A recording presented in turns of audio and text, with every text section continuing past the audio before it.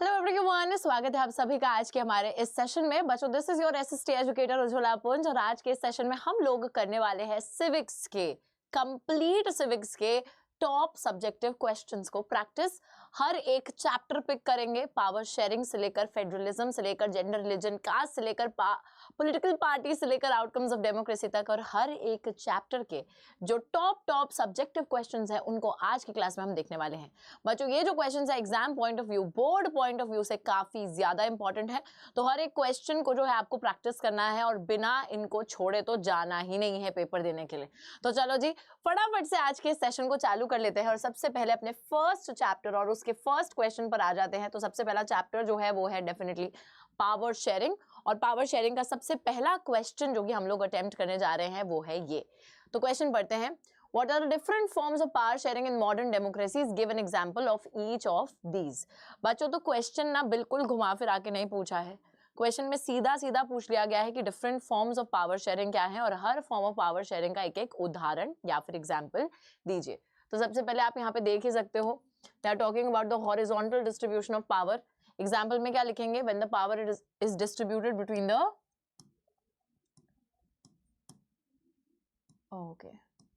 Three forms of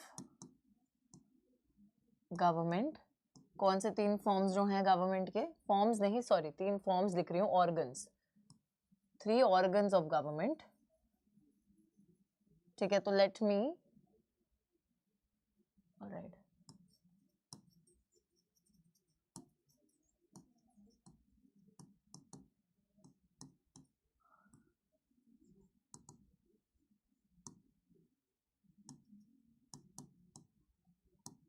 legislature, executive and the judiciary.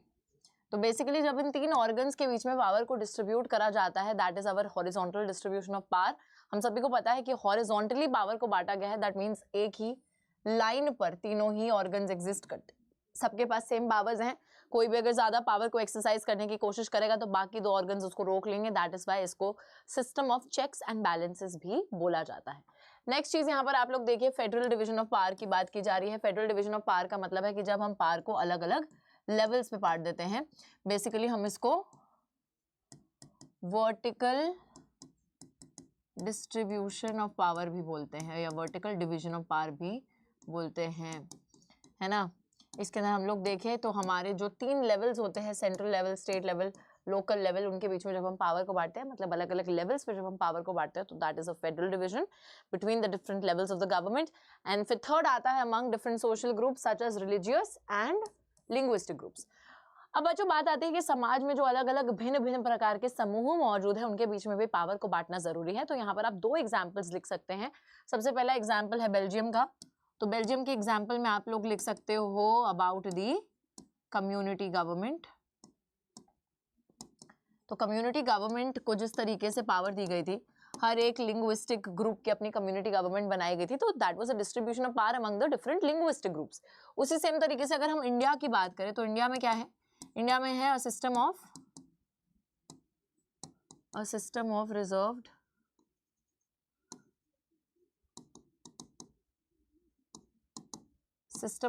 Constituency, जहां पर हम रिजर्वेशन देते हैं बहुत सारे हमारे कास्ट ग्रुप्स को, बैकवर्ड कास्ट ग्रुप्स को। तो इस तरीके से आप जब सोशली लिंग्विस्टिक ग्रुप्स में, रिलीजियस ग्रुप्स में या किसी भी एक सोशल ग्रुप का अलग अलग सोशल ग्रुप्स के बीच में पावर को डिवाइड करते हो, तो that is get another form of power sharing. और लास्टली यहाँ पे बात आती है हमारे प्रेशर ग्रुप्स और मूवमेंट्स के बीच में पावर को बांटना, पॉलिटिकल पार्टीज के बीच में प्रेशर ग्रुप्स में और मूवमेंट्स के बीच में पावर को बांटना। तो इंडिया के अंदर जैसे हम लोग देख रहे हैं कि आफ्टर द 1990s कोalition गवर्नमेंट का एरा चालू हुआ है, जिसके बाद से हमको ये देखने को मिला है कि सिर्फ एक ही, हम देख सकते हैं एक ही पार्टी तक पावर सीमित नहीं है, लेकिन बहुत सारी पार्टीज मिलकर पावर को होल्ड करते हैं। ठीक है, so you can write about that. All right, फिर आते हैं आगे नेक्स्ट क्वेश्चन पर, पावर शेयरिंग चैप्टर से ही। यहाँ पर पूछा गया है what is the moral reason of power sharing, या फिर explain the moral reason of power sharing. तो बच्चों यहाँ पर ना हमको मॉरल रीजन फिर बताना भी होगा पावर शेयरिंग का कि क्या है। देखिए, मॉरल रीजन की बात कर लेते हैं। मॉरल रीजन का मतलब ही क्या होता है कि जो चीज नैतिक रूप से सही है करनी, जिसको हम बोलते हैं कि हाँ ये चीज सही है, इसको करो। पावर शेयरिंग नैतिक रूप से डेफिनेटली सही है। क्यों सही है? देखिए, power sharing is the very spirit of democracy. Concept of democracy is a system of government of the people, by the people, for the people, which emphasizes on the distribution of power among the people. यार अगर आप democracy के असली definition पर जाओ कि democracy as a form of government होता क्या है, तो डेमोक्रेसी का मतलब ही ये है कि डेमोक्रेसी एक ऐसी सरकार है जो कि लोगों द्वारा बनाई गई है, ठीक है, लोगों द्वारा बनाई गई है, लोगों के लिए बनाई गई है, of the people by the people, लोगों की है, लोगों के लिए है, एंड लोग ही मेन है उसमें, ठीक है, ठीक है बच्चों। तो ऑफ द पीपल, लोगों की ही सरकार है, बाय द पीपल, लोगों द्वारा बनाई गई है और काम भी लोगों के लिए ही करती है democratic government, and that is why लोगों के बीच में इक्वल डिस्ट्रीब्यूशन ऑफ पावर की बात तो डेमोक्रेसी करती ही है। तो it is the very essence of democracy, a very spirit of democracy, sharing of power with those affected by its exercise and who have to live with its effects, so that people would be consulted on how they are to be governed. Yes, तो लोगों को consult किया जाना चाहिए कि वो कैसे govern होना चाहते हैं, तो डेफिनेटली सभी के बीच में बराबर पावर बटी होनी चाहिए। It is the very essence of a democracy. Next reason आता है यहाँ पर क्वेश्चन के अंदर कि प्रूडेंशियल रीजन एक्सप्लेन कीजिए। तो यस, याद रखिएगा बच्चों, प्रूडेंशियल रीजन ये बोलता है कि पावर शेयरिंग इसलिए अच्छी है क्योंकि इससे पॉसिबिलिटी ऑफ कॉन्फ्लिक्ट को हम लोग रिड्यूस कर सकते हैं बिटवीन द सोशल ग्रुप्स, एक स्टेबिलिटी ऑफ पॉलिटिकल ऑर्डर बना रहे, सोशल कॉन्फ्लिक्ट ना हो, क्योंकि सोशल कॉन्फ्लिक्ट से हमेशा वायलेंस होती है, पॉलिटिकल स्टेबिलिटी हिल जाती है। That is why we want stability, and that is the reason कि हम लोग यहाँ पर प्रूडेंशियल रीजन की बात करते हैं ऑफ पावर शेयरिंग। तो बेसिकली प्रूडेंशियल रीजन, एक प्रूडेंट इंसान क्या होता है, एक वाइज इंसान, वाइज का मतलब है जो बहुत समझदार है। तो प्रूडेंशियल रीजन का मतलब ये है कि समझदारी इस चीज में है कि पावर को पहले ही बांट दो ताकि लोगों के बीच में लड़ाई झगड़े ना हो आगे चलकर, क्योंकि अगर आप पावर नहीं बांटोगे तो अलग अलग जो सोशल ग्रुप्स होंगे वो आपस में लड़ेंगे झगड़ेंगे, फिर हिंसा होगी तो जो पॉलिटिकल स्टेबिलिटी है ना, जो स्थिर है एक चीज राजनीतिक रूप से, वो अस्थिर हो जाएगी, तो कुछ भी अच्छा नहीं होगा। इससे बेटर है कि पहले ही पावर को शेयर कर दिया जाए, उसी में ही समझदारी है।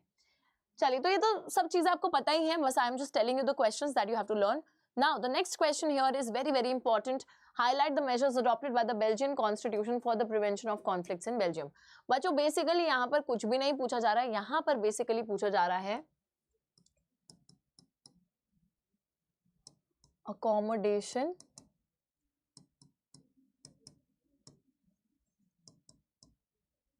इन बेल्जियम के बारे में, कि बेल्जियम में किस तरीके से अकोमोडेट किया गया था सारे के सारे ग्रुप्स को।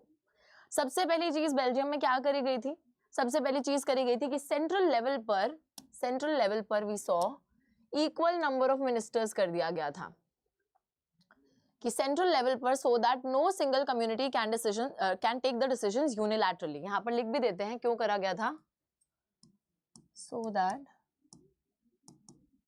नो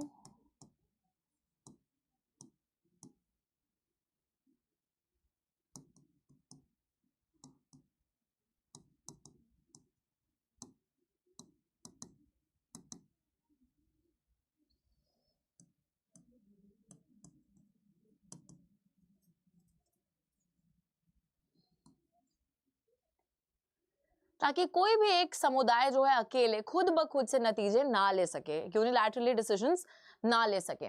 तो बेसिकली इस चीज को हटाने के लिए इक्वल नंबर ऑफ मिनिस्टर्स कर दिया गया था, कि जितने हमारे फ्रेंच मिनिस्टर्स होंगे उतने ही हमारे डच स्पीकिंग मिनिस्टर्स भी होंगे, ताकि no single community can take the decisions unilaterally, खुद से ना ले ले, दूसरे को कंसल्ट करे बिना।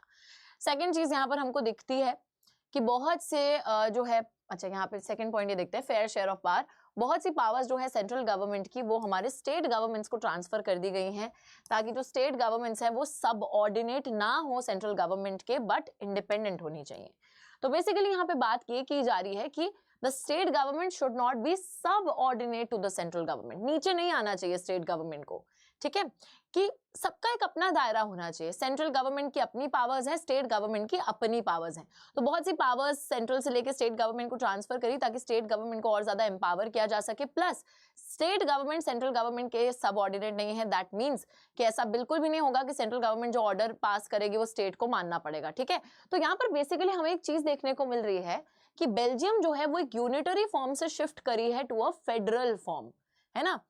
तो ये भी एक टीचिंग हमको मिली है। वैसे तो ये इस चैप्टर का हिस्सा नहीं है, फेडरलिज्म का हिस्सा है, फेडरलिज्म में आप ये चीज पढ़ते हैं, बट मैं फिर भी आपको बता रही हूँ कि इस पर्टिकुलर फीचर से आपको पता चलता है कि जब पावर सेंट्रल से लेके स्टेट को दे दी और स्टेट को ये बोल दिया गया कि you are not subordinate to the center, that does mean that you don't have to listen everything what the central government says, you do not have to comply to the orders the central government gives. तो actually that in a way tells us कि यहाँ पर एक unitary form से shift हुआ है to a federal form. Alright, उसी के साथ हम लोग देखते हैं कि यहाँ पर एक कम्युनिटी गवर्नमेंट को भी सेटअप किया गया है। कम्युनिटी गवर्नमेंट को सेटअप करने का मतलब है this is one of the most unique features of what, one of the most unique features of our Belgium constitution, where a new kind of a government, a unique government, unique government in the sense the community government has been set up, और ये community government के पास powers है regarding cultural, educational, lingual नहीं, linguistic issues basically, और government comprise members from all the communities, Dutch speaking, French speaking, German speaking. तो basically ये जो unique feature है ना बच्चों कम्युनिटी गवर्नमेंट का, ये सिर्फ बेल्जियम के अंदर ही पाया जाता है, जहाँ पे जो हर लैंग्वेज कम्युनिटी है उसकी एक अपनी सेपरेट कम्युनिटी गवर्नमेंट है। डच वालों की अलग, फ्रेंच वालों की अलग, जर्मन वालों की भी अलग। अब इस कम्युनिटी गवर्नमेंट का काम ये है कि अपनी कम्युनिटी के लिए, ठीक है, जो भी एजुकेशनल, लैंग्वेज रिलेटेड या फिर कल्चर से रिलेटेड इश्यूज हैं उन सब पे ये डील कर सकती है। तो इससे भी पावर को शेयर करा गया है, किसी भी कॉन्फ्लिक्ट को अवॉइड किया गया है। लास्टली यहाँ पर हम लोग देखते हैं इक्वल रिप्रेजेंटेशन।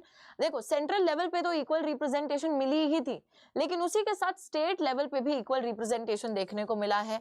स्टेट गवर्नमेंट जो है ब्रुसेल्स की, जो कि कैपिटल सिटी है, यहाँ पे फ्रेंच और डच स्पीकिंग कम्युनिटीज दोनों को ही बराबर जो है प्रतिनिधित्व यानी कि रिप्रेजेंटेशन दे दिया, ताकि यहाँ पर भी कोई प्रॉब्लम ना आए। आप सभी को पता है कि बिल्कुल एक दिक्कत की स्थिति यही थी ना कि देश में डच वालों की मेजॉरिटी थी बट ब्रुसेल्स में फ्रेंच वालों की मेजॉरिटी थी। That is why central level पर भी इक्वल रिप्रेजेंटेशन दे दी और ब्रुसेल्स में भी इक्वल रिप्रेजेंटेशन दे दी, क्योंकि we are prudent. Actually the leaders of Belgium were prudent enough to know कि if we won't share power it will lead to conflict, conflict will lead to violence, violence would lead to political instability, that is why they avoided it। उन्होंने बोला कि पहले ही power को share कर दो ताकि हम उस स्थिति पे पहुंचे ही ना, पहुंचना ही क्यों है। ठीक है, चलिए नेक्स्ट उस पे आ जाते हैं। नेक्स्ट क्वेश्चन मेरे हिसाब से it is the most important question from the chapter power sharing, because इस क्वेश्चन के अंदर बोला गया है describe any 3 majoritarian measures taken by the Sri Lankan government to establish Sinhala supremacy. तो यहाँ पर बोला गया है कि सिन्हाला लोगों की डोमिनेंस एस्टैब्लिश ना हो, सॉरी ना हो कह रही हूँ, सिन्हाला लोगों की डोमिनेंस एस्टैब्लिश हो, इसलिए वो कौन से 3 मेजॉरिटेरियन मेजर्स लिए गए थे हमारी श्रीलंका गवर्नमेंट द्वारा, तो बताइए। तो बच्चों यहाँ पे बेसिकली 3 ही मेजॉरिटेरियन मेजर्स के बारे में पूछा गया, तो डायरेक्टली वही 3 मेजॉरिटेरियन मेजर्स को तो हम लिख देंगे, लेकिन हमें जो है कॉन्टेक्स्ट पता होना चाहिए। तो श्रीलंका आजाद होता है और आजाद होने के बाद यहाँ पर डेमोक्रेसी एस्टैब्लिश होती है, लोकतंत्र एस्टैब्लिश होता है। उस लोकतंत्र को एस्टैब्लिश होने में हम देखते हैं कि वहाँ के जो सिन्हाला लोग होते हैं वो कहते हैं कि हम तो अपनी मेजॉरिटी गवर्नमेंट बनाएंगे, बना भी लेते हैं, सिन्हाला लीडर्स को चुन लेते हैं और फिर वो सिन्हाला लीडर्स निकल पड़ते हैं अपनी मेजॉरिटेरियन पॉलिसीज को लाने के लिए। मेजॉरिटेरियन पॉलिसीज का मतलब होता है कि ऐसी पॉलिसीज जो कि सिर्फ मेजॉरिटी की डोमिनेंस को और ज्यादा एनहांस करेंगे और माइनॉरिटीज को कंप्लीटली डिसरिगार्ड कर देंगी। ऐसी सरकार जो कि सिर्फ मेजॉरिटी के हक में काम करेगी, माइनॉरिटी को कंप्लीटली डिसरिगार्ड कर देगी। और यहाँ पर हम यही देखते हैं बच्चों की होता क्या है, 3 मेजॉरिटेरियन मेजर्स लाए जाते हैं। सबसे पहला मेजर आता है 1956 में एक एक्ट पास करी जाती है जिसमें जो है सिन्हाला को ओनली ऑफिशियल लैंग्वेज बना दिया जाता है श्रीलंका का, और माइनॉरिटी ग्रुप जो है तमिल्स का, उनकी जो लैंग्वेज है तमिल, उसको कंप्लीटली डिसरिगार्ड कर दिया जाता है। ठीक है, तो तमिल भाषा को बिल्कुल भाव ही नहीं दिया जाता, देखा ही नहीं जाता, और सिर्फ जो सिन्हाला भाषा है जो कि मेजॉरिटी की भाषा होती है, जो कि यहाँ के लीडर्स की भाषा होती है, उसी को ओनली ऑफिशियल लैंग्वेज की तरह चुन लिया जाता है। नेक्स्ट मेजर जो लिया जाता है वो ये है, government started adopting formulating government policies that favoured the Sinhala people in government jobs and university positions. Next चीज हम लोग देखते हैं कि जो सरकार है वो ऐसी पॉलिसीज बनाती है, ऐसी गवर्नमेंट पॉलिसीज बनाती है जहां पे सिर्फ सिन्हाला लोगों को ही प्रेफरेंस दी जाती है। तो एक तरीके से प्रेफरेंशियल ट्रीटमेंट चालू कर दिया कि अगर आपको कोई सरकारी नौकरी चाहिए या फिर अगर आपको कोई सरकारी यूनिवर्सिटी में दाखिला चाहिए तो वहां पर पहली प्रेफरेंस मिलेगी हमारे सिन्हाला एप्लीकेंट्स को, तमिल्स को प्रेफरेंस नहीं दी जाएगी।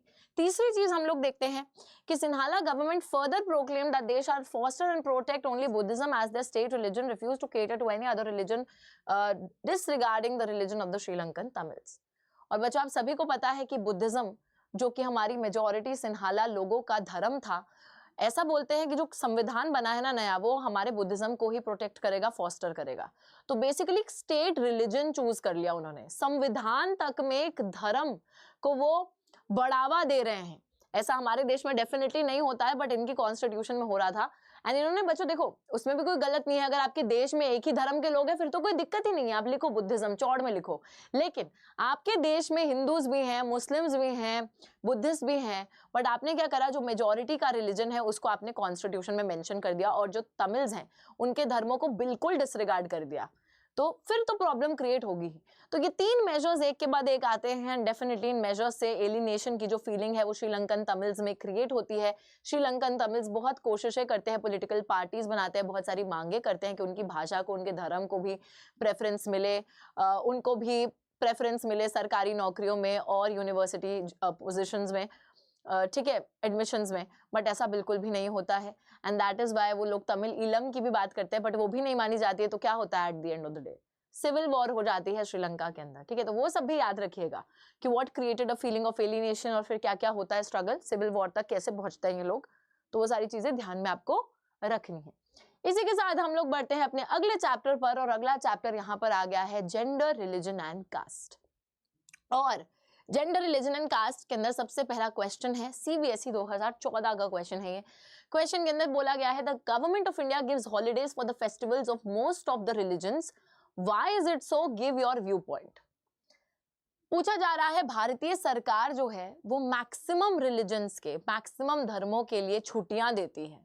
ऐसा नहीं है कि सिर्फ एक धर्म की जो फेस्टिवल आ रहा है उसके लिए छुट्टी दे, बट मैक्सिमम धर्मों के लिए छुट्टी देती है। ऐसा क्यों है, अपना व्यू पॉइंट बताइए। तो इट इज सो बिकॉज, ऐसा इसलिए है बच्चों क्योंकि भारत देश किसी एक धर्म को नहीं प्रमोट करता है। हमारा देश एक सेक्युलर देश है। There is no official religion in our country. Constitution provides freedom to all the religions to practice, profess and propagate any religion or not to follow any, and it also prohibits discrimination on the grounds of religion. So बड़ी simple सी बात है। यहाँ पर अगर कुछ इस तरीके का क्वेश्चन आता है कि हर त्योहार पे छुट्टी क्यों मिल रही है, हर अलग धर्म के त्योहार पे छुट्टी क्यों मिल रही है, तो ऐसा इसलिए है क्योंकि हमारे देश का कोई भी ऑफिशियल रिलीजन नहीं है। हमारा देश एक सेक्युलर स्टेट है जहाँ पे हर किसी को ये आज़ादी है कि हर कोई किसी भी धर्म में मान सकता है, उस धर्म को प्रोफेस, प्रोपोगेट, प्रैक्टिस कर सकता है। और अगर किसी को किसी धर्म को नहीं भी मानना तो आप उसके लिए भी आजाद हो। If you do not want to follow any religion, you are free to do that as well, ठीक है। तो कभी भी गवर्नमेंट जो है, जो स्टेट है, वो कभी भी किसी धर्म को प्रमोट नहीं करेंगे, और साथ ही में जो है कॉन्स्टिट्यूशन किसी भी ग्राउंड्स ऑफ रिलीजन के ऊपर डिस्क्रिमिनेट किसी के भी, कॉन्स्टिट्यूशन ये भी बोलता है कि हाँ, नोबडी कैन डिस्क्रिमिनेट एनीवन, आप भेदभाव नहीं कर सकते हो धर्म के नाम पर, कभी भी नहीं, ठीक है। तो ये सारी चीजें आप लिख दीजिएगा। ऑल राइट, इसके बाद हम चलते हैं आगे, नेक्स्ट क्वेश्चन पर आते हैं और यहां पर चल लेते हैं। चलो चलो चलो, ओके। यहां पर नेक्स्ट क्वेश्चन है, what forms does communalism take in politics.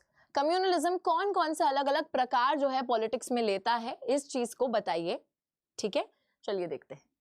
The most common form of communalism can be in the form of religious prejudices, stereotypes of religious। बच्चों देखो, अब ना ये वाला जो क्वेश्चन है मैं हमेशा हर किसी को बोलती हूँ, हर किसी को बताती हूँ कि this is the most important question from the chapter gender, religion and caste. बहुत बारी मैंने, अगर आप लोगों ने भी मेरी लाइव क्लासेस अटेंड करी हैं तो वहां पर भी मैंने बोला है, और ये बात पक्की है, ठीक है, कि जो फॉर्म्स ऑफ कम्युनलिज्म है ना, ये बहुत बारी पूछा जाता है and it is actually a very very important question from this chapter, ठीक है। It's very very important। चलो देखो, the most common form of communalism can be in the form of religious prejudice, stereotypes and belief that one religion is superior to the other। यार सबसे पहला form communalism का यही होता है जो आपके दिमाग से चालू होता है, यहीं से चालू होती है ना हर चीज। कम्युनलिज्म क्या है? कम्युनलिज्म यही बोलता है ना कि जो आपका धर्म है वही हर चीज है। धर्म के बेसिस पे सोसाइटी बनी है, एक धर्म और दूसरे धर्म के लोग साथ में बिल्कुल नहीं रह सकते, ये सब तो बोलता है कम्युनलिज्म। तो एक कम्युनल माइंडसेट जो है वहीं से चीजें चालू होती हैं। तो डेफिनेटली कम्युनलिज्म का फर्स्ट फॉर्म ये है कि जहां पर आप रिलीजियस प्रेजुडिस बना लेते हो। प्रेजुडिस का मतलब होता है एक pre conceived notion. Pre conceived notion क्या होता है मैम? प्री कंसीव्ड नोशन है कि पहले से एक अवधारणा अपने दिमाग में बना लेना किसी चीज को लेकर, कि उस धर्म के लोग तो ऐसे ही हैं, वो तो ऐसा ही करते हैं, वो तो ऐसे ही हैं। ठीक है, तो यही से चालू हो जाता है वो कि ये जो दूसरे धर्म के लोग हैं ना तो ऐसे ही होते हैं, इनका तो ऐसी प्रैक्टिस है, ये है वो है। तो आप एंड वो भी एक उस सेंस में आप देखने लगते हो कि आपका धर्म सुपीरियर है, उनका धर्म इंफीरियर है। तो वो प्रेजुडिस क्रिएट कर लेते हो, उनके धर्म के लोगों के बारे में स्टीरियोटाइप क्रिएट कर लेते हो कि ये तो ऐसे ही होते हैं, वैसे ही होते हैं, वो वाली चीज। एंड उसी के साथ ये भी सोचने लग जाते हो कि आपका जो धर्म है वो ज्यादा सुपीरियर है एंड बाकी सबका धर्म इंफीरियर है। ठीक है, तो वहीं से आपकी थिंकिंग से ही वो चीज स्टार्ट हो जाती है। सेकंड जो फॉर्म कम्युनलिज्म लेता है, a communal mind leads to the quest for political dominance of one's own religious community. For people belonging to the majority community, it comes out as majoritarian dominance, and for those who are belonging to the minority community, it takes the form or desire to form a separate political unit. बहुत simple बात है। देखो next चीज, अब एक communal mindset क्या कोशिश करेगा कि अपने इसी कम्युनलिज्म को अंजाम देने के लिए अब तो हमको राजनीति पे कब्जा करना पड़ेगा। अब राजनीति पे कब्जा करने का ये मतलब है जैसे अभी श्रीलंका में हुआ था, वो ऑल्दो एक लिंग्विस्टिक ग्रुप था, लैंग्वेज ग्रुप था, बट हम एक रिलीजियस उस पॉइंट ऑफ व्यू से बात कर रहे हैं कि आप क्या कोशिश करोगे कि अगर आपको अपने धर्म का दबदबा एस्टैब्लिश करना है देश में तो उसके लिए पॉलिटिक्स पे कब्जा करना जरूरी है। तो जो मेजॉरिटी के लोग होंगे वो कहेंगे कि हम अपनी मेजॉरिटी के बलबूते पे अपने धर्म की डोमिनेंस एस्टैब्लिश करेंगे, मेजॉरिटेरियन डोमिनेंस, जैसे श्रीलंका में हो रही थी तो वैसे मेजॉरिटेरियन डोमिनेंस एस्टैब्लिश करेंगे। वहीं पर अगर कोई माइनॉरिटी कम्युनल माइंडसेट की हुई तो माइनॉरिटी ये सोचेगी कि हमें अलग होना है इस देश से, है ना, वो एक तरीके से एक सेपरेट पॉलिटिकल यूनिट की बात करने लगेगी। जैसे बच्चों आप लोगों ने खालिस्तान वगैरह की बात सुनी होगी, है ना, तो वो कम्युनल माइंडसेट के लोग हैं। तो वही बात है कि अगर कम्युनल माइंडसेट के लोग मेजॉरिटी के हुए तो वो पॉलिटिकल रूप से कब्जाना चाहेंगे देश पे, अपनी डोमिनेंस एस्टैब्लिश करना चाहेंगे, मेजॉरिटेरियन डोमिनेंस का वो चीज फॉर्म ले सकती है। वहीं पर अगर माइनॉरिटी के लोग हैं तो माइनॉरिटी के लोग क्या करेंगे, if they are of a communal mindset they will try and form a separate political unit. वो जो है एक सेपरेट देश से अलग होने की बातें करेंगे कि हम अलग हो जाएंगे, हमारे धर्म को अलग होने की जरूरत है, ऑल ऑफ दैट। ठीक है, सो बेसिकली यार वही बात है कि कम्युनल माइंडसेट के लोग यही तो सोचते हैं कि अलग अलग धर्म के लोग दे कैन नॉट को exist in a single nation. एक देश का हिस्सा बन के अलग अलग धर्म के लोग रह ही नहीं सकते, वही कम्युनल माइंडसेट है। चलो देखो नेक्स्ट चीज यहाँ पर जो थर्ड फॉर्म है कम्युनलिज्म का, that is political mobilisation. Mobilisation on religious lines, another frequent form of communalism. This involves the use of sacred symbols, emotional appeals and plain fear in order to bring the followers of one religion together in the political arena.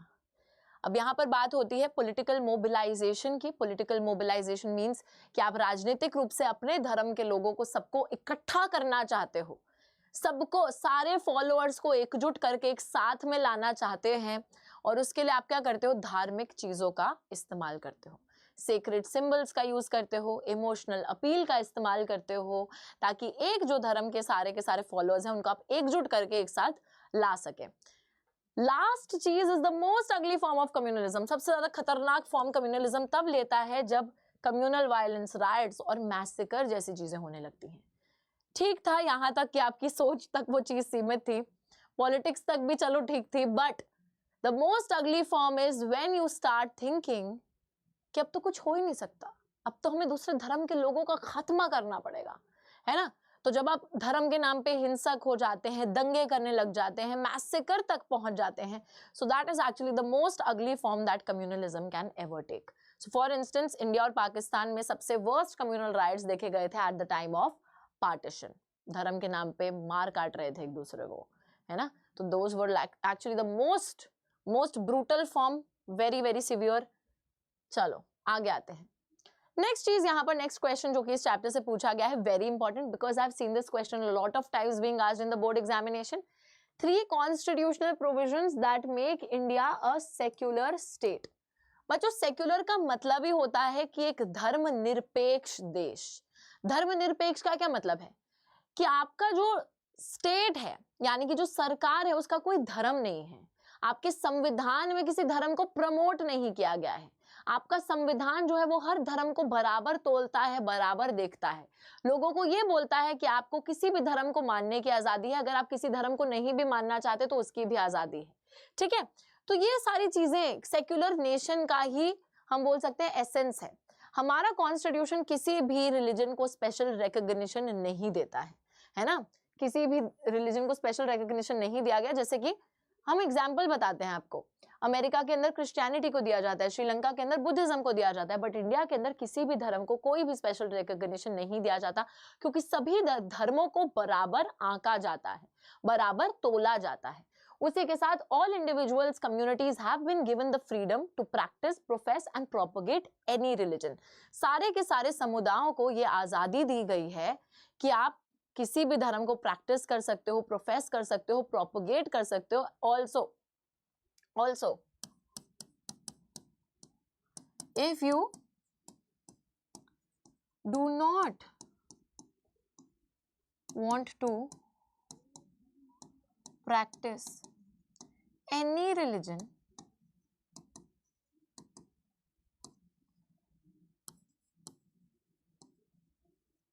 you are free to do so. अगर आप किसी भी धर्म को नहीं भी मानना चाहते ना, उसकी भी आपको आजादी है।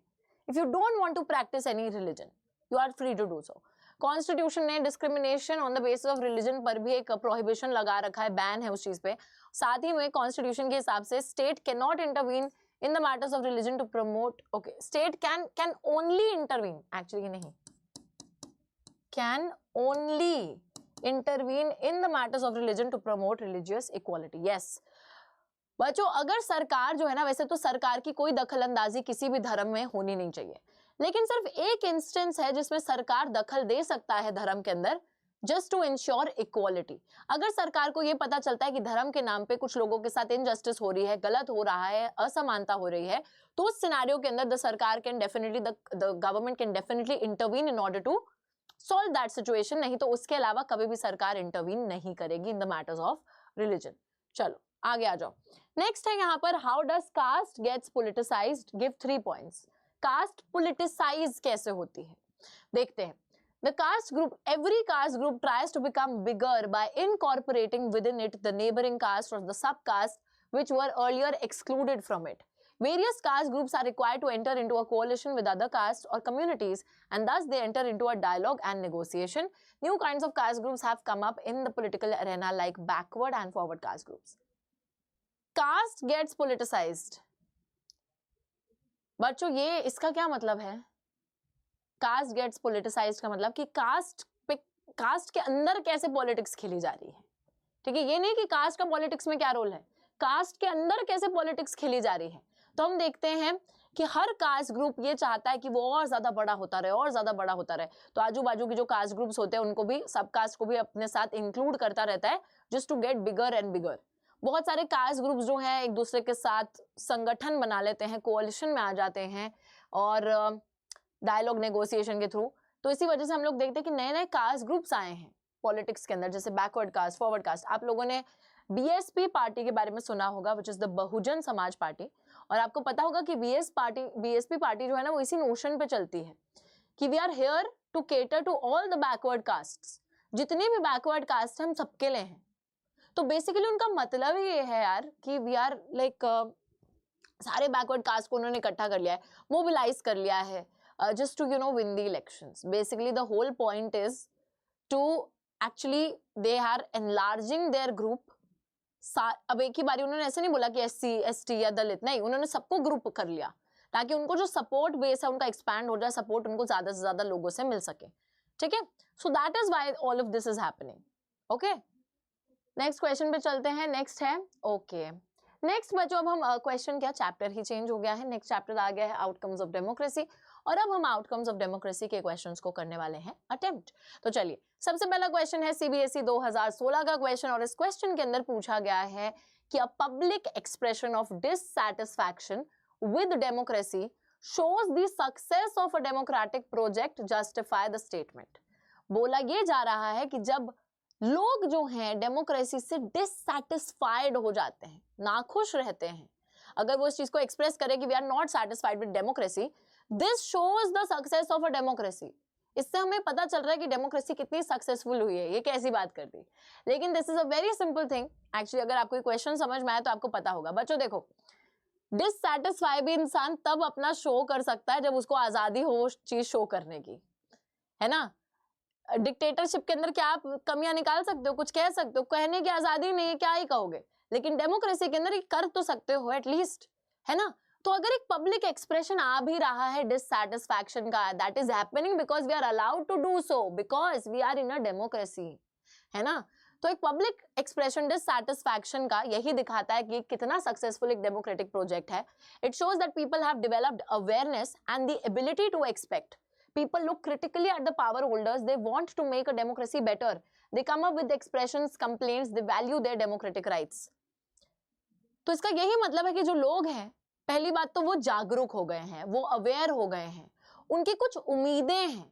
वो ऐसे अंधे होकर नहीं जी रहे कि जो चल रहा है चलने दो, नहीं। उनकी कुछ उम्मीदें हैं उस सरकार से जो कि उन्होंने चुनी है। वो क्रिटिकली देखते हैं पावर होल्डर्स को। अगर मैंने भी कल को कोई लीडर चुना है, मैं उसकी फंक्शनिंग को देखूंगी, परखूंगी कि क्या वो सही काम कर रहा है कि नहीं कर रहा। अगर वो नहीं कर रहा है तो मैं उसको पिन पॉइंट करूंगी ताकि मैं आगे चलकर डेमोक्रेसी को और ज्यादा बेहतर बना सकूं। लोग एक्सप्रेस करते हैं अपने आप को, लोग व्यक्त करते हैं, लोग शिकायतें करते हैं, और इन सभी चीजों से पता चलता है कि ऐसा वो इसलिए कर पा रहे हैं क्योंकि उनको इस चीज को करने की आजादी है, नहीं तो नहीं कर पाते।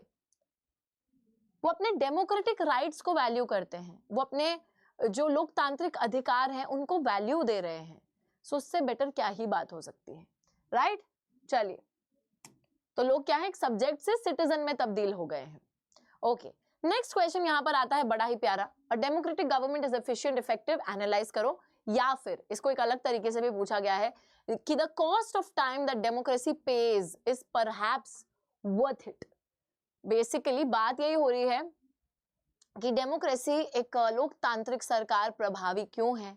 या तो स्टेटमेंट को एनालाइज कर लीजिए, या फिर जो कॉस्ट ऑफ टाइम लगता है डेमोक्रेसी जो पे करती है वो वर्थ इट है, ऐसा क्यों बोल रहे हैं हम लोग। तो देखिए बच्चों, सिंपली यहाँ पे बात यह है कि क्रिटिसिज्म आता है डेमोक्रेटिक गवर्नमेंट के लिए, जहां पर ये बोला जाता है कि एक डेमोक्रेटिक गवर्नमेंट जो है वो ज्यादा इफेक्टिव नहीं है। क्यों नहीं है इफेक्टिव? क्योंकि डेमोक्रेसी के अंदर कोई भी डिसीजन जब लिया जाता है तो it is a very time taking process. बहुत ज्यादा समय लेकर, बहुत ज्यादा लोगों के साथ कंसल्ट करके उस नतीजे को लिया जाता है। That is why it is called inefficient, ineffective, या फिर बहुत टाइम टेकिंग है। But at the end of the day हम इस जो पत्थर हम पे फेंका गया है ना, इससे हम लोग मतलब उसको फूल में बदल देंगे, क्योंकि हम जो है ना उसी चीज को, उसी नेगेटिव क्रिटिसिज्म को पॉजिटिव में बदल देंगे। हम बोलेंगे देखो, इमेजिन करो कि एक ऐसी सरकार है जो बहुत जल्दी डिसीजंस लेती है, that may take decisions very fast, but it may take decisions that are not accepted by the people and therefore they may face problems. But in contrast, a democratic government will take more time, क्योंकि वहां पे procedures follow हो रहे हैं, वहां negotiations हो रही है, deliberations हो रही है, discussions हो रही हैं, तब जाकर एक decision तक हम लोग पहुंचेंगे। However, because it has followed the procedures, its decisions may be more acceptable to the people and will be more effective. So the cost of time that democracy pays is perhaps worth it. And that is why we can call a democratic government efficient and effective. Simple सी चीज है यार, लोगों ने हमें बोला कि democracy efficient नहीं है, डेमोक्रेसी इफेक्टिव नहीं है। क्यों? उन्होंने क्रिटिसिज्म करा था, उन्होंने बोला इसलिए नहीं है इफेक्टिव और एफिशिएंट क्योंकि डेमोक्रेसी के अंदर ना एक डिसीजन बहुत लंबे टाइम के बाद लिया जाता है। बट यार हमें ना इसी चीज को पॉजिटिव में बदल देना है। हम कहेंगे कि भाई सपोज एक ऐसी डिक्टेटरशिप वाली सरकार है जहां पे डिक्टेटर आता है, अपना नतीजा सुनाता है, लोगों की कोई कहना वहना कुछ नहीं है, सुना दिया नतीजा, बहुत जल्दी सुना दिया, टाइम लगा ही नहीं। लेकिन क्या वो डिसीजन एक अच्छा डिसीजन है? नहीं, वो डिसीजन आपने बहुत जल्दी ले लिया है। बट अगर वो डिसीजन लोगों द्वारा एक्सेप्टेबल ही नहीं है तो फिर उस नतीजे का फायदा क्या है? एटलीस्ट हमारी डेमोक्रेसी में बहुत लंबा समय लिया जा रहा है, बट बहुत सारे लोगों से कंसल्ट करने के बाद, डिस्कशन डिबेट करने के बाद वो नतीजा लिया जा रहा है जो कि ज्यादातर लोगों द्वारा एक्सेप्टेबल रहेगा। So we would prefer the quality over the quantity, है ना। एंड दैट इज वाई जो समय लग भी रहा है तो it is worth it. Cost of time जो है भी, जो झेलनी भी पड़ रही है, it is worth it because it is a decision which will be acceptable by people and it will be more effective. That is Y democracy is perhaps democratic government is efficient, effective, and a decision that is taken in a democracy is worth it. All right, चलो next क्या है यहाँ पर question, which I think is one of the most important questions from this chapter. Question है, two conditions to accommodate social diversities in a democracy, mention any one exception to this. Exception वाला point हटा दो, ठीक है. Basically बात यहाँ पर इस चीज की हो रही है. बच्चों देखो, हम लोग ये तो बोलते हैं कि डेमोक्रेसी जो है ना, सोशल डाइवर्सिटी, सामाजिक भिन्नता को अकोमोडेट करके रखता है, देश का हिस्सा बना के रखता है. पर पता है वो तभी तक अकोमोडेट करके रखेगा जब तक वो ये दोनों चीजें फॉलो करेगा. अगर वो ये दोनों पॉइंट्स को फॉलो ही नहीं कर रहा है ना, that means it is not accommodating social diversity. If it is following these two things, then it is definitely accommodating social diversity. But if it is not following these two things, that means it is not accommodating social diversity. Okay, so the first pointer is here that it is necessary to understand that democracy is not simply a rule by the majority, and the majority and the minority have to work together in order so that the government can represent the general view. And secondly, the rule by the majority does not become a rule by the majority community in terms of religion, race or linguistic group. सबसे पहली चीज जो कि democracy को fulfil करनी होगी in order to accommodate social diversity, that is कि हमेशा जो बहुसंख्यक लोग हैं और जो अल्पसंख्यक हैं उनको साथ में काम करना होगा. मेजॉरिटी माइनॉरिटी को साथ में काम करना होगा ताकि कल को जो सरकार भी है वो एक जनरल व्यू दे सके. वो व्यू किसी के फेवर में ना हो, वो मेजॉरिटी के फेवर में ना हो, माइनॉरिटी के फेवर में ना हो, सबके फेवर में हो. ठीक है, तो एक वो वाली चीज होनी चाहिए कि everyone should work together, be it the majority, be it the minority. And second pointer is that it is necessary कि जो rule by majority है वो कभी भी rule by majority community नहीं बनना चाहिए.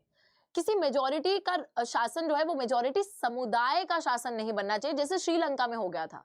वहां क्या हुआ था, ऑल्दो वो एक डेमोक्रेसी थी, वहां पे मेजॉरिटी ने वोट दिया, लेकिन मेजॉरिटी ने चुन ली अपनी मेजॉरिटेरियन गवर्नमेंट जो कि सिर्फ मेजॉरिटी के हक में काम कर रही थी, बाकी लोगों को डिसरिगार्ड कर रही थी. कभी भी अगर ऐसा शासन डेमोक्रेसी के अंदर बन जाएगा तो आप सोशल डाइवर्सिटी को अकोमोडेट नहीं कर पाओगे.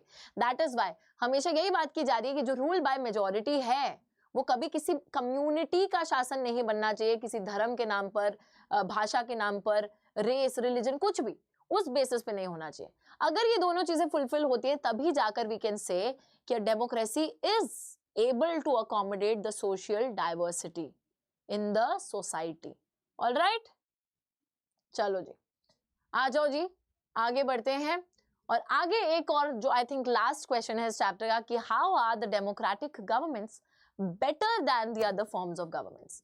डेमोक्रेसी जो होती है वो दूसरे फॉर्म ऑफ गवर्नमेंट से बेहतर कैसे होती है, जरा इस चीज को बताइए.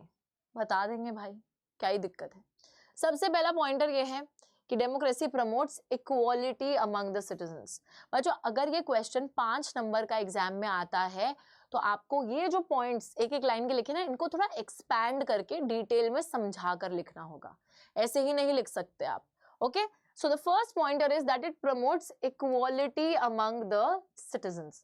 Promotes equality among the citizens का मतलब है कि नागरिकों के बीच में समानता लेकर आता है. समानता लेकर आने का भी ये मतलब है कि बच्चों डेमोक्रेसी ऑब्वियसली पॉलिटिकल इक्वालिटी पे बेस्ड होता है. डेमोक्रेसी के अंदर हर सिटीजन को इक्वल वैल्यू दी जाती है ना. पॉलिटिकल राइट्स बराबर दिए जाते हैं, हर किसी को कानून के आगे बराबर माना जाता है. That is why it promotes equality among the citizens. Second point is enhances the dignity of the individual. Democracy के अंदर क्योंकि सबको बराबर माना जाता है तो कोई अमीर है, गरीब है, कुछ भी है, किसी का कुछ भी स्टेटस है, everyone is considered equal, everyone is given the equal respect. Third point is that it improves the quality of decision making.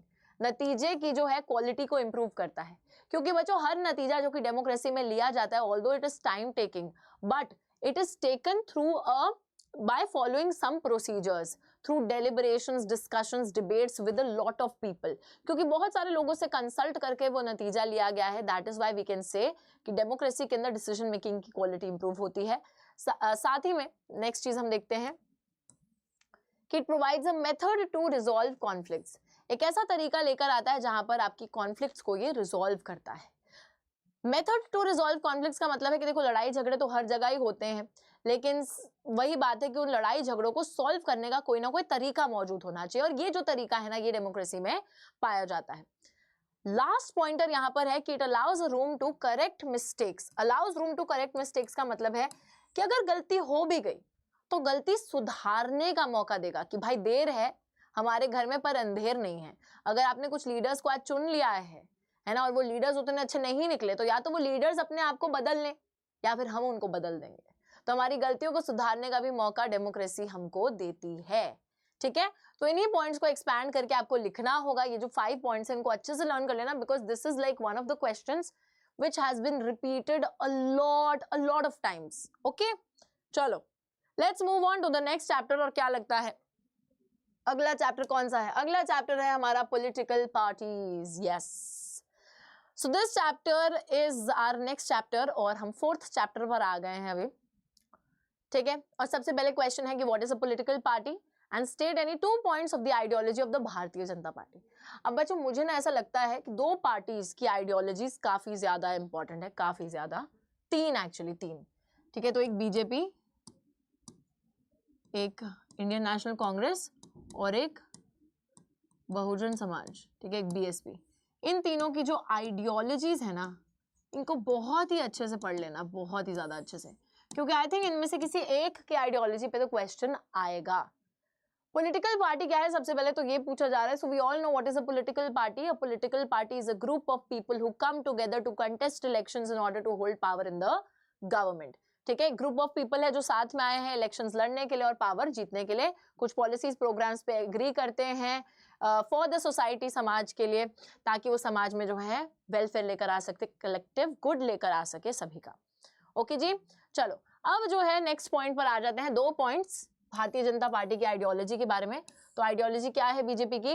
BJP की आइडियोलॉजी का हिस्सा था कि उनको जो है फुल टेरिटोरियल पॉलिटिकल इंटीग्रेशन चाहिए थी जम्मू कश्मीर की with the rest of India. Uniform civil code चाहिए for all the people who are living in the country irrespective of the religion. Cultural nationalism या फिर हिंदुत्व की भी वो लोग बात करते हैं। तो यहाँ पे 3 पॉइंट्स लिखे हैं, कोई भी 2 पूछे गए हैं तो कोई भी 2 आप लिख सकते हैं। ठीक है जी, ऑल राइट। राइटिस्ट पार्टी है भाई लोग, ट्रेडिशनल चीजों में विश्वास रखती है, ये सारी बातें तो पता है हम लोगों को। ओके, चलो नेक्स्ट पॉइंट पे नेक्स्ट क्वेश्चन पे आ जाते हैं। नेक्स्ट क्वेश्चन क्या है? Analyse the 3 components of a political party. Yes बच्चों, बार बार दे रखा है क्वेश्चन, मैंने बहुत बार ये देखा है और बहुत ही छोटा सा आपको लग रहा होगा ये क्वेश्चन है, लेकिन अगर ये क्वेश्चन एग्जाम में लिखने को आता है तो आप इनको एक्सप्लेन भी करेंगे। लीडर्स, एक्टिव मेंबर्स और फॉलोअर्स, हमको पता है कि ये 3 कंपोनेंट्स होते हैं पॉलिटिकल पार्टी के। लीडर्स वो लोग होते हैं जो कि मेजर पॉलिसी डिसीजंस लेते हैं, जो कि सारे डिसीजंस लेते हैं पार्टी के रिगार्डिंग। एक्टिव मेंबर्स होते हैं जो काफी एक्टिवली लीडर्स के अंडर काम करते हैं, पार्टी का मैक्सिमम काम एक्टिव मेंबर्स करेंगे। और फॉलोअर्स वो सारे लोग होते हैं जो पार्टी को सपोर्ट करते हैं, पार्टी की पॉलिसीज को सपोर्ट करते हैं। ठीक है, तो इनके बारे में हल्का हल्का 1-2 लाइन में एक्सप्लेन करके लीडर्स कौन है, एक्टिव मेंबर्स कौन है, फॉलोअर्स कौन है लिख दोगे तो आपका आंसर कंप्लीट हो जाएगा। एंड एक्चुअली ये आपको देखने में क्वेश्चन प्यारा सा लग रहा होगा और बहुत बार हम मिस इसको कर देंगे हल्के में लेकर, लेकिन it is very important from the exam point of view, so do not miss it. ठीक है, चल नेक्स्ट क्वेश्चन यहाँ पर आता है, what is the requirement laid down by the election commission for a political party to be recognized as a state party? प्रश्न पूछा गया है कि वो कौन सी रिक्वायरमेंट है जो कि इलेक्शन कमीशन द्वारा दी गई है, अगर किसी भी पॉलिटिकल पार्टी को एक स्टेट पार्टी का रिकॉग्निशन चाहिए तो कौन सी रिक्वायरमेंट को पूरा करना होगा। तो यहां पर हम देखते हैं, a party that secures at least 6% of the total votes in an election to the legislative assembly of a state and wins at least 2 seats is recognized as a state party। तो किसी भी legislative assembly में किसी भी state के अंदर अगर कोई पार्टी मिनिमम 6% वोट्स जीत रही है और अगर 2 सीटें जीत रही है उस स्टेट में, तो फिर वो पार्टी स्टेट पार्टी की तरह रिकॉग्निशन हासिल कर लेगी। ठीक है बच्चों, क्या मतलब है कि अगर कोई पार्टी पंजाब के स्टेट लेजिस्लेटिव इलेक्शन में 2 सीटें भी जीत गई और 6% वोट्स भी जीत गए तो वो स्टेट पार्टी बन गई, तो किसी भी स्टेट लेजिस्लेटिव असेंबली इलेक्शन में। ओके, ऑल राइट, तो ये तो स्टेट पार्टी का क्राइटेरिया हो गया। अच्छा, इसी के साथ ही हाँ एक और पॉइंट यहाँ पर,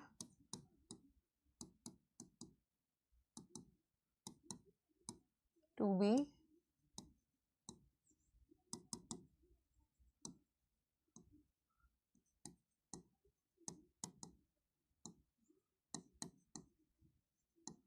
नेशनल पार्टी बनने के लिए भी कौन सा क्राइटेरिया चाहिए वो भी हमको याद होना चाहिए। ठीक है जी, चलो नेक्स्ट पे आ जाते हैं। Okay, next question is, explain any 4 problem areas in the working of the political parties. कौन कौन सी प्रॉब्लम्स जो है पॉलिटिकल पार्टीज को फेस करनी पड़ती हैं, ये हमारे सीबीएसई 2012 का क्वेश्चन है और एक्चुअली ये बहुत ज्यादा इंपॉर्टेंट क्वेश्चन है बच्चों। इस क्वेश्चन के अंदर प्रॉब्लम्स लिखा है, कंफ्यूज मत हो जाना, प्रॉब्लम्स या फिर challenges.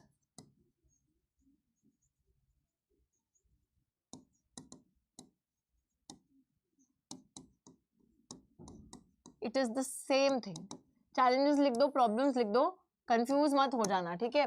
It is the same thing. तो यहाँ पर हम सभी को पता है कि पॉलिटिकल पार्टीज कौन कौन से चैलेंजेस को फेस करता है। सबसे पहला चैलेंज है the lack of internal democracy. इसका ये मतलब होता है कि हमारी जो पॉलिटिकल पार्टीज हैं वहां पर इंटरनल डेमोक्रेसी की कमी है। इंटरनल डेमोक्रेसी की कमी का होने का मतलब है कि पावर जो है वो कहीं ना कहीं बच्चों कुछ ही लोगों के हाथ में, जो टॉप लीडर्स हैं उनके हाथ में कॉन्सेंट्रेटेड होती है और बाकी लोगों के पास पावर होती नहीं है। Concentration of power in one or a few leaders who are at the top. तो टॉप लीडर्स के पास ज्यादा से ज्यादा पावर रहती है, बाकी लोगों के पास होती नहीं है। मेंबरशिप रजिस्टर्स पार्टीज मेंटेन करके नहीं रखते हैं, regular elections with in the party को कंडक्ट नहीं करते हैं। तो काफी जो दूसरे मेंबर्स होते हैं उनको मौका ही नहीं मिलता है to actually take part in the party activities, which is quite wrong, which is something that tells us कि पार्टी के अंदर एक इंटरनल डेमोक्रेसी की ही कमी मौजूद है। दूसरा चैलेंज जो कि पॉलिटिकल पार्टीज फेस करती हैं that is the challenge of dynastic succession. Dynastic succession को ना सिंपली अपने दिमाग में कोड वर्ड से समझना, नेपोटिज्म। अगर समझना है कि लिखना क्या है इसके अंदर तो नेपोटिज्म शब्द से याद रखना। या डायनेस्टिक सक्सेशन का वही मतलब है कि जो बॉलीवुड में नेपोटिज्म हो रहा है ना, वो यहाँ पॉलिटिक्स में डायनेस्टिक सक्सेशन हो रहा है। इट एक्चुअली मीन्स कि जो टॉप लीडर्स होते हैं वो पार्टी पोजीशंस जो होते हैं ना वो अपने रिश्तेदारों को, अपने घर वालों को ही दे देते हैं। तो अपने ही जो फैमिली मेंबर्स होते हैं उन्हीं को ही टॉप पोजीशंस दे दी जाती हैं, थमा दी जाती हैं। और इससे एक बहुत गलत चीज ये है कि जो बाकी लोग, जो डिजर्विंग लोग हैं, उनको कभी मौका ही नहीं मिलता है पार्टी में ऊपर उठने का या पार्टी में लाइक एक अच्छी पोजिशन लेने का। फिर आता है हमारा third pointer, the money and muscle power. Money और मसल पावर में हम लोग ये देखते हैं कि जो कैंडिडेट्स जिनके पास या तो बहुत ज़्यादा पैसा होता है या जो बहुत ज़्यादा पैसा रेज कर सकते हैं उनको बहुत बारी नॉमिनेट कर दिया जाता है, या फिर ऐसे कैंडिडेट्स जिनके क्रिमिनल कनेक्शंस रहे हैं इन द पास्ट, है ना, तो उनको दे दी जाती है टिकट पार्टी द्वारा कि भाई कल को लोग इनको डर के वोट दे देंगे, है ना, इनके खौफ से वोट दे देंगे। तो ये काफ़ी गलत एक प्रैक्टिस चल रही है पॉलिटिक्स के अंदर which definitely needs to be revised. साथ ही में मीनिंगफुल चॉइस की बात करें तो फोर्थ चैलेंज यही है। आजकल के टाइम पे ऐसा लगता है कि सारी पार्टीज का जो आइडियोलॉजी है, जो एजेंडा है वो एक ही जैसा है, कोई डिफरेंस देखने को ही नहीं मिलता है। अगर सारी सेम लगेंगे तो लोग चुनेंगे कैसे उनके बीच में। तो पार्टीज जो है आजकल लोगों को एक मीनिंगफुल चॉइस ऑफर नहीं कर पा रही हैं for people to choose something from, which is a very very negative point when it comes to the choice. क्या चॉइस करें हम लोग जब सारी सेम दिख रही हैं हमको, तो है ना, तो वो वाली चीज है। So there is a lack of meaningful, actually the fourth challenge is a lack of meaningful choice, lack of, ठीक है। चलो नेक्स्ट क्वेश्चन पे आते हैं। नेक्स्ट क्वेश्चन है what is meant by defection in a democracy, explain. ये CBSE 2014 का question है। हाँ, डिटेक्शन नहीं, डिफेक्शन। बच्चों डिफेक्शन का क्या मतलब होता है? It means moving of a person from one party to another party for some personal benefit, changing party allegiance from the party on which a person got elected to a different party. It happens when a legislature after having been elected from a particular party, ये नहीं, ये वाला point exclude करो। Constitution को amend करा गया to prevent the elected MLAs and MPs from changing parties. Now the law says that if any MLA or MP changes parties, he or she will lose seat in the legislature. This new law has brought defection down and has made dissent even more difficult. बच्चों basically होता क्या था, किसी एक ministerial position के लिए या फिर कैश रिवॉर्ड के चलते बहुत बारी कैंडिडेट्स क्या करते थे, जैसे मैं एक पार्टी से जीत गई, मेरे को सीट मिल गई, मैं एमएलए एमपी कुछ बन गई हूँ। अब दूसरी पार्टी वाले मेरे पास आए, बोले मैम हम ना आपको अपनी पार्टी में और ज़्यादा एक अच्छी मिनिस्टीरियल पोजीशन देंगे या फिर और ज़्यादा पैसा देंगे, तो आप क्या करोगे, आप दूसरी पार्टी में मूव कर जाओगे, ठीक है। तो इस तरीके से तो यहाँ पे वही बात है कि डिफेक्शन में बहुत सारे लोग एंगेज हो रहे थे when they got elected from a party and due to the cash rewards या मिनिस्टीरियल पोजीशंस का जो लालच है उसकी वजह से they were changing their party allegiance. अब इस चीज को रोका गया है through the anti defection law. संविधान को बदला गया, एंटी डिफेक्शन लॉ लाया गया ताकि एमएलएज और एमपीज जो है वो अपनी पार्टीज को चेंज ना कर सकें, और अगर वो ऐसा करते हैं तो उनको सीट ही वो खो बैठेंगे अपनी। So if they engage themselves in defection they will lose the seat on which they were elected. तो इस नए लॉ ने डेफिनेटली जो है डिफेक्शन को कम करा है और ये सारी चीजें हुई हैं। नेक्स्ट क्या है यहाँ पर, ओके नेक्स्ट और लास्ट क्वेश्चन इस चैप्टर का है 5 suggestions to reform political parties. अब याद रखिएगा कि यहाँ पे सजेशंस की बात करी जा रही है। सजेशंस का मतलब होता है कि जो सुझाव दिए गए हैं पॉलिटिकल पार्टीज को रिफॉर्म करने के लिए, बदलने के लिए। सबसे पहला सुझाव दिया गया कि पार्टीज के इंटरनल अफेयर्स को रेगुलेट करने के लिए एक लॉ आना चाहिए and it should be mandatory for political parties to give 1/3 tickets to women candidates. State funding elections की होनी चाहिए, कैंडिडेट को एजुकेटेड होना चाहिए, सिटीजन्स भी पॉलिटिक्स को रिफॉर्म कर सकते हैं अगर वो directly take part, if they directly take part in politics, हिस्सा लेके खुद से पॉलिटिक्स में, एंड प्रेशराइज भी कर सकते हैं पॉलिटिकल पार्टीज को पिटिशंस, पब्लिसिटी और एजुटेशंस के थ्रू। तो ये कुछ सुझाव दिए गए हैं। अब याद रखिएगा बच्चों कि अगर यहाँ पे पूछ लिया जाता है explain the measures that have been taken, अगर ये पूछा जाता कि ऐसे कौन से मेजर्स हैं जो ले लिए गए हैं, तो उन मेजर्स में आप लिखते हैं कि एंटी डिफेक्शन लॉ, एफिडेविट, है ना, और वो जो इनकम टैक्स रिटर्न्स फाइल करने वाली चीज है, तो वो सारी चीजें उन मेजर्स में आती जो ऑलरेडी ले लिए गए हैं। लेकिन यहाँ पर क्वेश्चन की लैंग्वेज को समझना है। पूछा गया है the suggestions that have been made to reform political parties. तो सजेशंस जो दिए गए हैं उसमें से हम देखते हैं कि एक कानून आया है जिससे कि पॉलिटिकल पार्टीज के इंटरनल अफेयर्स को रेगुलेट किया जा सके। मैंडेटरी हो गया है पॉलिटिकल पार्टीज के लिए कि उनको 1/3 सीटें जो है महिलाओं को देनी ही देनी है ना। उसी के साथ हम लोग देखते हैं स्टेट फंडिंग इलेक्शंस की होनी चाहिए, मतलब सरकार को पैसा देना चाहिए इलेक्शंस के लिए, क्योंकि हर पार्टी के पास उतना पैसा होता नहीं, उतने फंड्स नहीं होते हैं।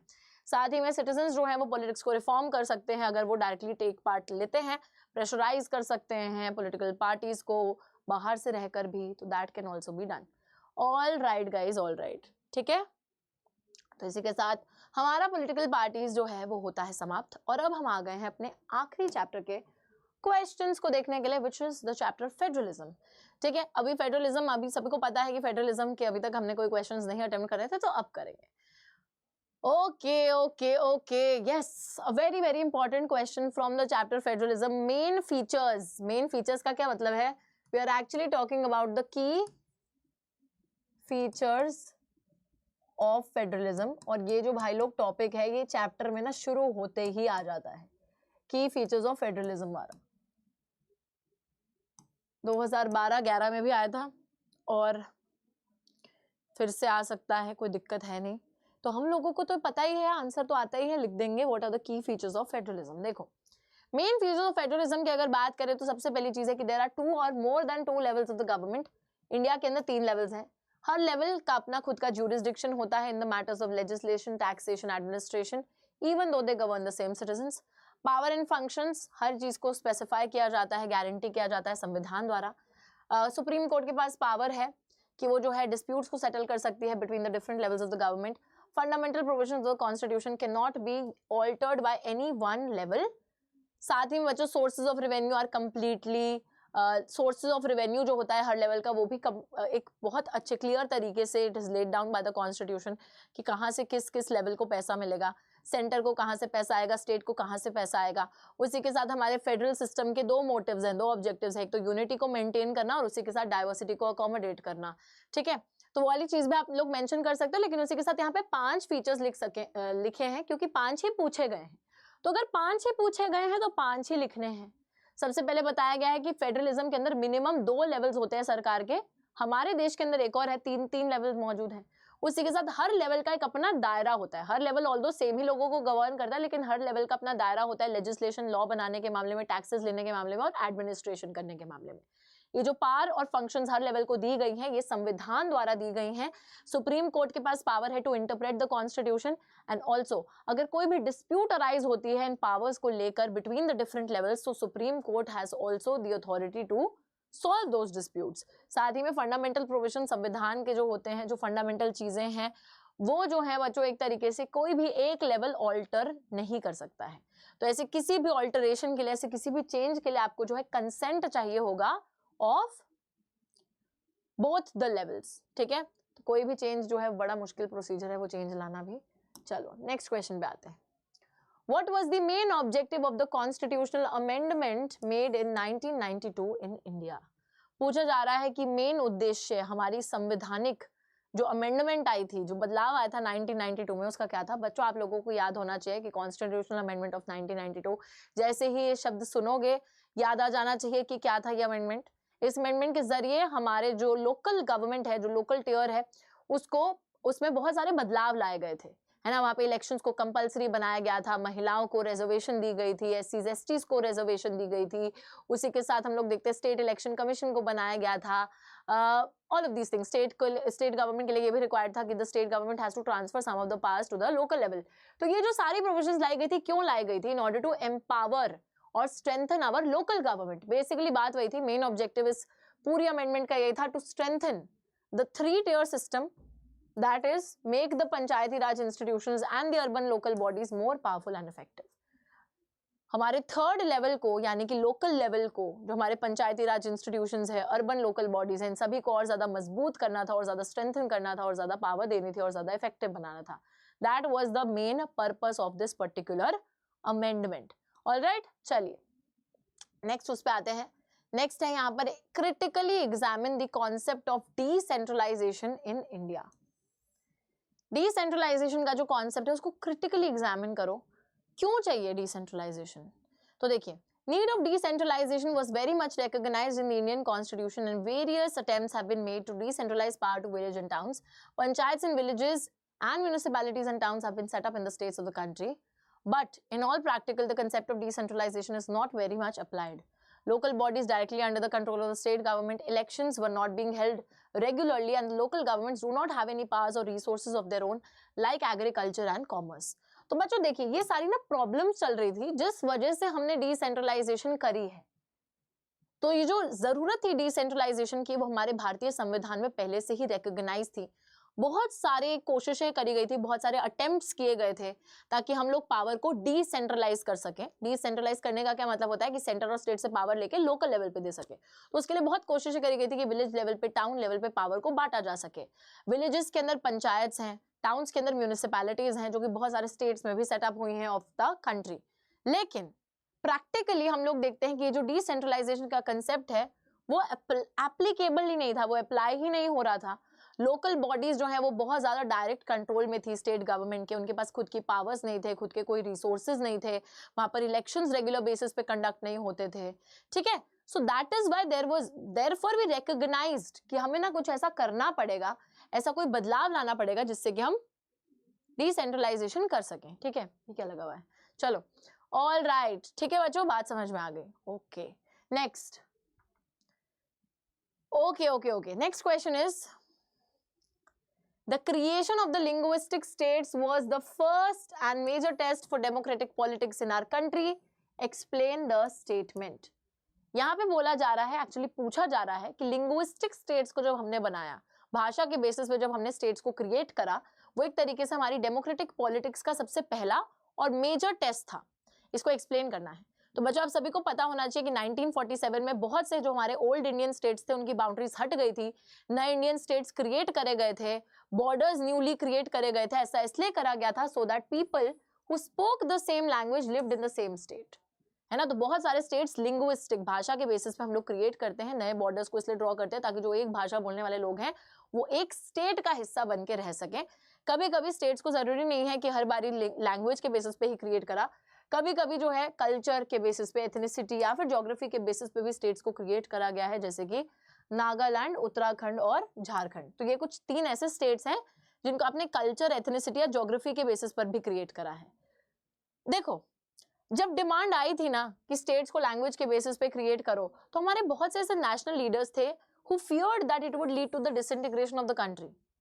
The central government also resisted the idea of linguistic states for some time, but the creation has actually made the country more united and has made the administration easier.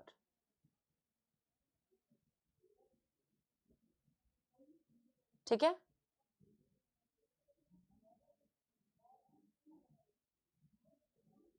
ठीक है जी। तो यहाँ पर एक्चुअली बच्चों बात क्या हो रही है? बात ये हो रही है कि जब ये मांग उठी थी ना कि स्टेट्स को जो है लैंग्वेज के बेसिस पे क्रिएट करो, तो बहुत से हमारे नेशनल लीडर्स डरे हुए थे कि उससे हो सकता है कि कल को अलगाववाद की भावना जो है वो आ ना जाए हमारे लोगों के बीच में। बट ऐसा नहीं हुआ। हम लोग देखते कि जब हमने लैंग्वेज के बेसिस पे स्टेट्स को क्रिएट करा तो उससे हमारी कंट्री और ज़्यादा मजबूत हुई है और ज़्यादा यूनाइटेड हुई है और एडमिनिस्ट्रेशन ज़्यादा आसान हुई है। हम और ज़्यादा बेहतर तरीके से एडमिनिस्टर कर पा रहे हैं। ठीक है, तो ये तो वह हट गया। अच्छा, एक चीज़ जो यहाँ पर इंक्लूड नहीं है,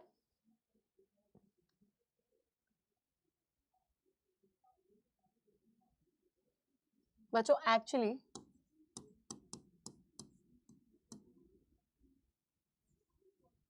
changes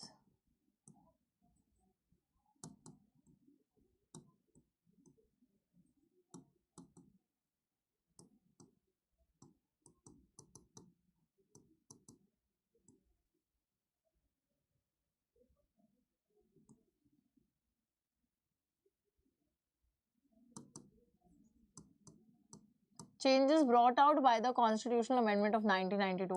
कौन कौन से चेंजेस लाए गए थे इस कॉन्स्टिट्यूशनल अमेंडमेंट द्वारा, पता होने चाहिए। रेगुलर इलेक्शंस को कंपलसरी कर दिया था इन द लोकल बॉडीज, उसी के साथ 1/3 of the seats reserve for women, reservation also made for the SCs, STs, OBC, state election commission को क्रिएट करा गया था for the conduct of the elections, and उसी के साथ the state government is also required to pass a lot of powers that they already have to the local government bodies. ठीक है, अब ये वाला जो क्वेश्चन है ये सबसे ज्यादा इंपॉर्टेंट क्वेश्चन है। I don't have this question, but yes बच्चों आप सभी को इसका आंसर भी पता है, मैंने बता भी दिया है, और प्लस ये क्वेश्चन सबसे ज्यादा इंपॉर्टेंट है फ्रॉम दिस चैप्टर। अच्छे से इसको लर्न कर लेना, अच्छे से इसको याद कर लेना। मेरी थोड़ी राइटिंग खराब आई है, बट हाँ you get the point, all right, okay। यहाँ पर एक और क्वेश्चन है, क्या पता वो क्वेश्चन आ भी जाए, मेरे को ऐसा लग रहा है मैंने इंक्लूड नहीं करा, बट क्या पता आ जाए। ओके, लेजिस्लेटिव पास कैसे हमारे यूनियन और स्टेट गवर्नमेंट्स के बीच में डिवाइडेड है। तो बच्चों हमने अभी की फीचर्स में पढ़ा ही था कि हर लेवल के बीच में जो पावर का डिवीजन है ना वो कॉन्स्टिट्यूशनली गारंटीड है, संवैधानिक रूप से उसको गारंटी करा गया है। दैट मीन्स हमारे संविधान में वो चीज ऑलरेडी मेंशन्ड है क्लियरली। तो 3 लिस्टें हैं, यूनियन लिस्ट है, स्टेट लिस्ट है, कॉन्करेंट लिस्ट है। यूनियन लिस्ट में जो भी सब्जेक्ट्स दिए गए हैं जैसे defence, foreign affairs, banking, currency, communication, ये सारे ऐसे सब्जेक्ट्स हैं जिन पर लॉ बनाने की पावर सिर्फ और सिर्फ हमारी यूनियन यानी कि सेंट्रल गवर्नमेंट के पास है। उसके बाद बात करते हैं स्टेट लिस्ट की। स्टेट लिस्ट में सब्जेक्ट्स है police, trade, commerce, agriculture, irrigation जैसे, जो कि डायरेक्टली स्टेट गवर्नमेंट के तहत आते हैं और यहाँ पर सिर्फ और सिर्फ स्टेट लेजिस्लेचर ही उनपे, मतलब स्टेट गवर्नमेंट ही उनपे कानून बना सकती है।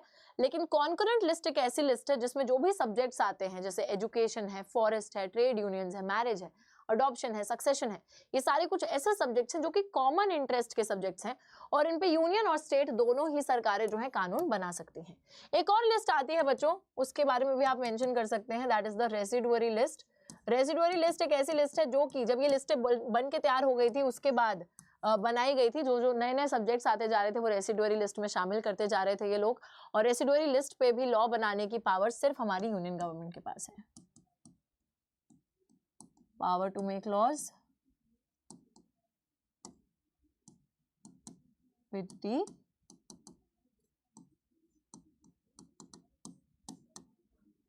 ठीक है, कानून बनाने की पावर सिर्फ और सिर्फ यूनियन गवर्नमेंट के पास है यहाँ पर।